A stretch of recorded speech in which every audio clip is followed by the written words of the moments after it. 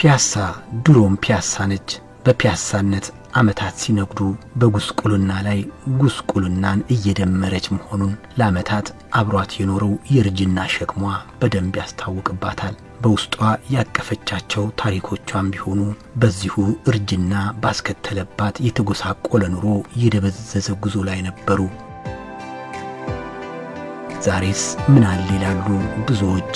ዛሬ ደግሞ ከተማዋ ያላትን አቅም የማወቅ እምቅ አቅም የፈጠራት አዲስና ውቧ ፒያሳ ናት ያለችው። ለአዲስ አበባ አዲስ የሆነው የኮሪደርና መልሶ ማልማት ሥራ ሀብሎ ሲተዋወቅ ጅማሮን ፒያሳ ላይ ሲያደርግ ቆሻሻዋን ለሰው ልጅ መኖሪያነት የማያሟላ ጉስቁልናዋን ሁሉ በመጠራረግ ነው። በከተሜነት ስሌት ለኑሮ የማትመቸዋ ፒያሳ ወደዚህ ስትቀየር ፒያሳን በትዝታ ምልሰት ሊያስታውሱ የሚችሉ ታሪካዊ ቦታዎች፣ ሐውልቶችን ጨምሮ ሆቴሎችና ሕንጻዎች ለዓመታት ያደበዘዟቸው አቧራም አብረው ተራግፈው ከቀደመው ይዘታቸው ይበልጥ ደምቀው መታየት ይዘዋል።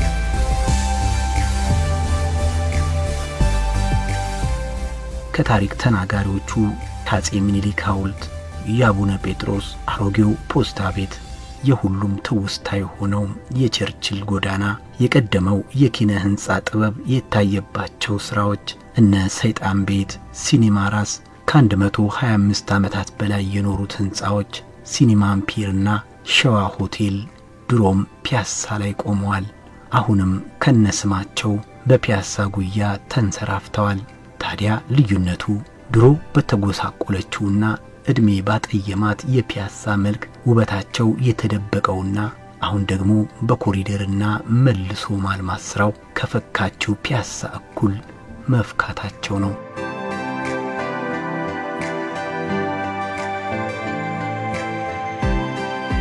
ቅርስ በአካባቢው ላይ በጥናት ተለይቷል። ቅርስ ሕግ አለው። የቅርስ ባለስልጣን አለ። እንደ ፌደራልም የከተማችን ባህልና ቱሪዝም ቅርስን ይንከባከባል፣ ቅርስን ይጠብቃል።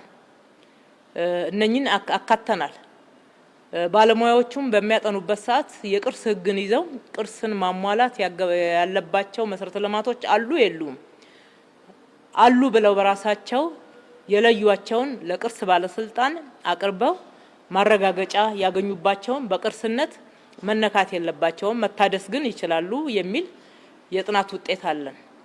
ከዚህ የተነሳ እነ ሲኒማ ኢትዮጵያን እነ ሀገር ፍቅርን እነ ሲቲ ኮንቬንሽንን የነ ሀብተ ጊዮርጊስ ዲነግዴ ቤት የቀድሞ መዘጋጃ እነኚህን አይመሳሰሉትን ባሉበት ነው የምናድሰው ማለት ነው። እነዚህን አሁን እናውቃቸዋለን። ይሄም አሁን እዚህ ጋር ያለው ይሄ ዳርማር ያለበት፣ እዚህ ጋር ሲኒማ ኢትዮጵያ ያለበት፣ ይሄኛው ወደ ታች ደግሞ ሸዋ ምናምን ያለበት እንትን ሸዋ እነሱ እንግዲህ የጥንት ናቸው። እኛ እንግዲህ እኔ ከ50 ዓመት በላይ እንግዲህ እዚህ የአዲስ አበባ ከተማ ላይ ኖሬያለሁ። ይህን አካባቢም በደንብ እናውቀዋለን እና ከፍተኛ ለውጥ ነው። በጣም በፊት የነበረውን በተሻለ መልኩ በሚገልጽ መልኩ ነው እየታደሰ ያለው። የኮሪደር ልማት እንደ እኔ አሁን በሙያ የራሱ አርባን ፕላነር ነኝ። ከተማ መንገድ ሲሰፋ ሰው እንደፈለገ ሲንቀሳቀስ ትራፊክ ፍሰቱን ሲጠብቅ እጅግ በጣም መልካም ነገር ነው።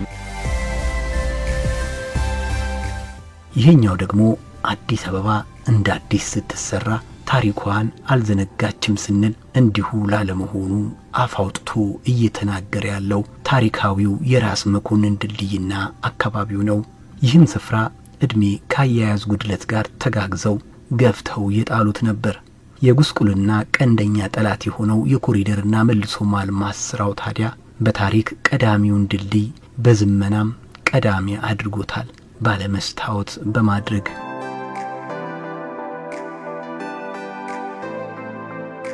ከተማን እያለሙ እያዘመኑ ታሪክን እያኖሩ መጪው ትውልድ የእውነት የሚኖረውን ታሪክ በደማቅና በማይጠፋ ብዕር መጻፍ ማለት ታዲያ ይሄ ነው።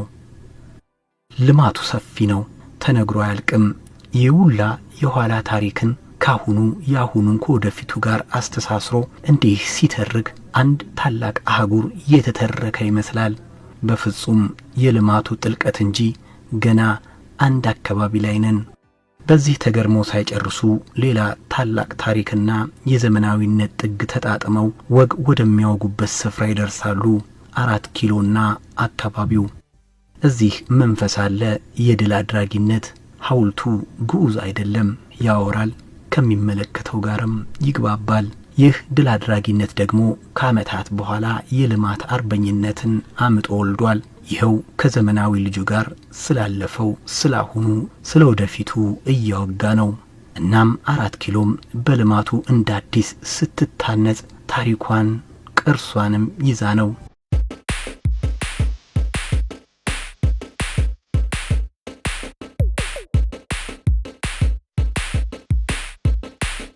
አዲስ አበባ ታሪኳ ብዙ ነው። ታሪኳን የሚነግሩላት ቅርሶቿም እንደዛው የዛኑ ያክል ደግሞ እየተጠራቀሙና በጊዜ ያልተፈቱ ችግሮቿም ብዙ ናቸው። እናም ታሪኳን ያጠየሙባት የችግር ድሪቶ በኮሪደር ልማቱ ሲገፈፉና ዓለም አቀፍ ተወዳዳሪ ስትሆን ታሪካዊ ቅርሶቿን አብራ እያገዘፈች ነው ሲባል በእነዚህ ምስክርነት ነው። ይህም ወደፊት ብቻ ከሚመለከተው የኮሪደርና መልሶ ማልማት ስራ ጋር አብሮ የሚቀጥል ነው።